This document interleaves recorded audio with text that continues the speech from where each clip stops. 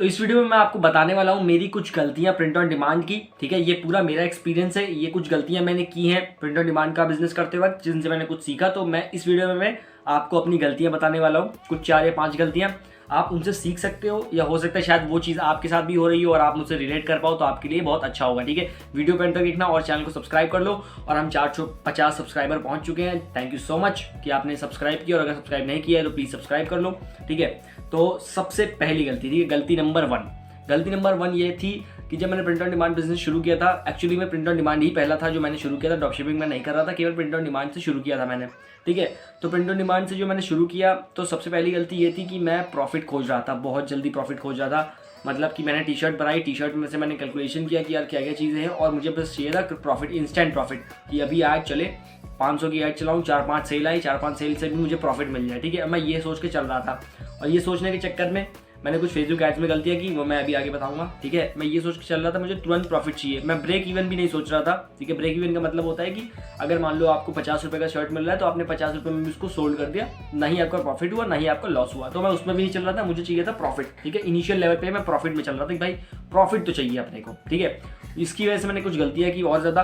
तो सबसे पहली गलती यही है कि भाई प्रॉफिट इनिशियल लेवल पे जब आप शुरू करते हो तो प्रॉफिट उतना मत करो। ठीक है, ब्रेक इवन तक रहो। अगर ब्रेक इवन नहीं हो रहा है तो थोड़ी सी चिंता वाली बात है कि भाई आपका फेसबुक ऐड क्यों नहीं परफॉर्म कर रहा है या आपके प्रोडक्ट में कुछ खराबी है। बट इनिशियल लेवल पर आप कोशिश करो कि आप ब्रेक इवन तक जाओ, या फिर प्रॉफिट अगर बन रहा है थोड़ा बहुत तो बनने दो।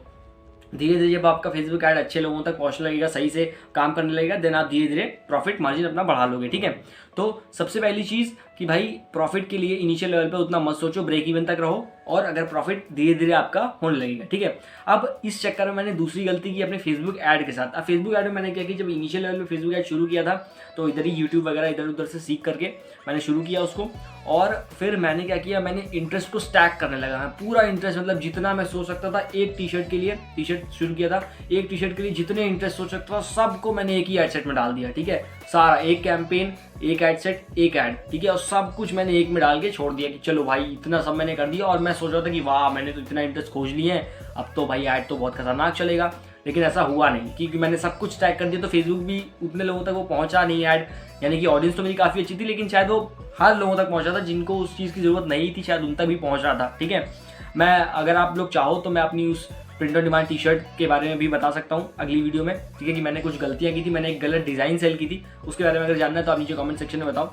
ठीक है, और तो हुआ क्या कि मैंने पूरा इंटरेस्ट को स्टैक करना शुरू कर दिया। देखो, इंटरेस्ट स्टैक करना और एक सिंगल इंटरेस्ट लेके चलना दोनों अलग अलग चीज़ें हैं। कहीं कहीं पर ये काम करता है, कहीं कहीं पे आपको स्टैक करना पड़ता है इंटरेस्ट को। ठीक है, लेकिन मैंने बहुत कुछ स्टैक कर दिया था, बहुत सारे इंटरेस्ट को एक ही में बना दिया। ठीक है, उसके बाद दूसरी चीज़ फेसबुक ऐड में मेरी गलती ये थी कि मैंने जो ऐड स्ट्रक्चर होता है, ऐड स्ट्रक्चर को बिना समझे मैंने फेसबुक ऐड चलाना शुरू कर दिया था। शायद आप में से बहुत सारे लोग होंगे जिनको ऐड स्ट्रक्चर के बारे में नहीं पता होगा, या शायद आप पता चला ऐड स्ट्रक्चर के बारे में, और तो मेरे को वो ऐड स्ट्रक्चर के बारे में नहीं पता था, मैं बस ऐड चला रहा था, अपने पैसे वेस्ट करता जा रहा था। फिर तीसरी गलती, क्योंकि मुझे चाहिए था कि भाई जल्दी जल्दी ज़्यादा से ज़्यादा लोगों तक पहुंचा दूँ इसको। ठीक है, बहुत ज़्यादा लोग तक पहुंच जाए और बस मेरी टी शर्ट सेल हो जाए। तो फेसबुक ऐड में गलती मैंने की कि मैंने बहुत ज़्यादा इंटरेस्ट को स्टैक कर दिया, बहुत ज़्यादा, प्लस मैंने ऐड स्ट्रक्चर को नहीं समझा था, बस मैं ऐड चलाए जा रहा था, है ना। तो ये गलतियाँ थी। उसके बाद जो तीसरी मेरी सबसे बड़ी गलती हुई वो ये हुई कि भाई मैं डिज़ाइंस में ज़्यादा इंटरेस्ट नहीं दिखा रहा था। मतलब मेरे मन में जो आया बस मैंने वो डिज़ाइन बना दी और मैंने टेस्ट करने लगा उसको। तो जब आप प्रिंट ऑन डिमांड में काम करते हो या फिर आप ड्रॉप शिपिंग में काम करते हो, तो जो आप प्रोडक्ट रिसर्च करते हो, जो आप डिज़ाइन रिसर्च करते हो, उसके लिए आपको ना बहुत मेहनत करनी पड़ती है। जब आप मेहनत करते हो तो आपको डिज़ाइन, बहुत अलग अलग तरीके की डिज़ाइनें मिलती हैं। उन अलग अलग तरीके की डिज़ाइन से आप अपने लिए एक डिज़ाइन बनाते हो जो आप सेल करोगे। आपको पता चलता है कि अच्छा मार्केट में ये भी चल रहा है, अच्छा मार्केट में वो भी चल रहा है। तो ये सारी चीज़ें मैं इन्वेस्ट नहीं कर रहा था। मैं ये नहीं कह रहा हूँ कि आप डिज़ाइन किसी को डिज़ाइनर को हायर करो, उसको पैसे दो, नहीं, लेकिन टाइम इन्वेस्ट करो अपने डिज़ाइन को रिसर्च करने में। पता करो कि कौन सी डिज़ाइन सेल हो रही है, किस टाइप की डिज़ाइन सेल हो रही है। टेक्स्ट बेस्ड डिज़ाइनें बहुत ज़्यादा सेल होती हैं। ठीक है, जो ग्राफिक डिज़ाइन है, अगर आप उनको बहुत अच्छा से ग्राफिक बनाना आपको आता है तो आप वो बना सकते हो, नहीं तो आप सिंपल टेक्स्ट डिज़ाइन जो होती हैं उनको भी आप सेल कर सकते हो। तो डिज़ाइन खोजने में आप इंटरेस्ट दिखाओ। अगर आपको जानना है डिज़ाइन रिसर्च कैसे करनी है तो आप डिस्क्रिप्शन में देख लो, एक वीडियो है डिज़ाइन रिसर्च पे, जो कि पूरी डिज़ाइन रिसर्च है, कैसे डिज़ाइन रिसर्च करनी है शुरू से एंड तक। आप उसको देखो, आपको वो हेल्प बहुत ज़्यादा करेगी। ठीक है, चौथी गलती मेरी थी कि भाई हमने ऐड चला दिया, ऐड चलाया, ट्रैफिक आया, ट्रैफिक हमने देखा, कुछ परचेज हो गई और बस हम खुश हो गए। खुश भी कहाँ हुए, मतलब मम्मा तो बस प्रॉफिट खोज रहे थे हम। तो इसमें क्या हुआ, मैंने तकरीबन बहुत दिन तक ऐड चलाए, 2-3 हफ्ते का ऐड चलाया। 2-3 हफ्ते तक ऐड चलाने के बाद मैंने एक बार भी अपना अबेंडेंट कार्ड चेक नहीं किया, ठीक है। मैंने उसकी तरफ देखा ही नहीं, मैं कहा ये क्या चीज़ है, कुछ नहीं होता होगा इसमें, ऐसे तो कोई मतलब ही नहीं है इस अबेंडेंट कार्ड का। मैंने उस चीज़ को देखा ही नहीं। तो जो बहुत इनिशियल लेवल की ऑडियंस थी वो तो चली गई, लेकिन हाँ, जो जब मैंने 1-1.5 हफ्ते बाद उसको खोला तो मैंने देखा यार बहुत सारे ऐड टू कार्ड्स थे, मतलब ऐड टू कार्ड्स से उन लोगों ने चेकआउट नहीं किया था, ठीक है। अब मैंने उसको देखा, मैंने कहा अब यार ये तो ऑडियंस मतलब जो आया था ये तो चला गया। अब मैं 2 हफ्ते बाद उस चीज़ को देख रहा हूँ, तो अब 1 हफ्ते पहले जो कोई बंदा मेरी वेबसाइट पे आया वो शायद उसको याद भी नहीं होगा, ठीक है। तो अब वहाँ पर मैंने क्या किया, मैंने कहा चलो ठीक है, अब जो चला गया, लेकिन अब से हम ऐड टू कार्ट में कोशिश करेंगे। मैंने उन लोगों को भी मैंने मेल भेजा, मेल पे मैंने उनको कहा कि भाई आप लोगों के लिए 20% ऑफ है, आप लोग आके शॉपिंग कर सकते हो। और फिर मैंने उनको कॉल भी किया कि आपने मेरे यहाँ पे टी शर्ट जो थी आपने ऐड टू कार्ट की थी, लेकिन आपने खरीदी नहीं, क्यों नहीं खरीदी। तो मैंने उनसे बात की, वहाँ से मेरे को 2 से 3 सेल आ गई, ठीक है।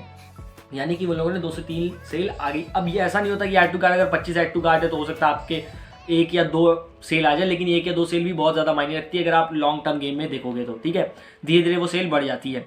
तो अभी हमने क्या किया, हमने लोगों को ऐड टू कार्ट चेक करना शुरू किया, लोगों को मेल भेजते थे, जो लोग हमारी प्रोडक्ट पेज पे आते थे और वो चले जाते थे, ठीक है। तो उनको ऑटोमेटेड मेल जाता था कि भाई आपके लिए कुछ ये ऑफर चल रहा है, कुछ ये आप जैसे शॉपिफाई में आपको मिलता है कार्ड कूपन के लिए, ठीक है। तो हम ये कूपन भेज देते कि ये कूपन है, इससे आपको डिस्काउंट मिल जाएगा, ताकि वो जो बंदा है वो वापस हमारे स्टोर पे आ जाए, ठीक है। और हमको कॉल करते थे कि आपने ये लिया है वगैरह वगैरह। तो अबेंडेंट कार्ड को चेक करना। तो जो 4 गलतियाँ थी एक बार रिवाइज करता हूँ। सबसे पहला कि इनिशियल लेवल पे ही हम प्रॉफिट खोजने लगे थे। दूसरी चीज़ कि फेसबुक एड्स में गलतियाँ कर रहे थे। फेसबुक एड्स उतना जल्दी सीखा नहीं था, बस हमने शुरू कर दिया था कि हाँ हमें तो बहुत पैसे कमाने हैं, क्योंकि मैंने भी कुछ एड्स देखे थे कि भाई मैं तो अपना ड्रीम पूरा कर रहा हूँ, मैं ये कर रहा हूँ वो कर रहा हूँ। खैर, तीसरी चीज़ कि भाई इन्वेस्ट नहीं किया था डिज़ाइन में इन्वेस्ट नहीं डाल रहे थे, टाइम नहीं दे रहे थे डिज़ाइन के ऊपर, बस कुछ भी जो मन में आया था वो बना दे रहे थे।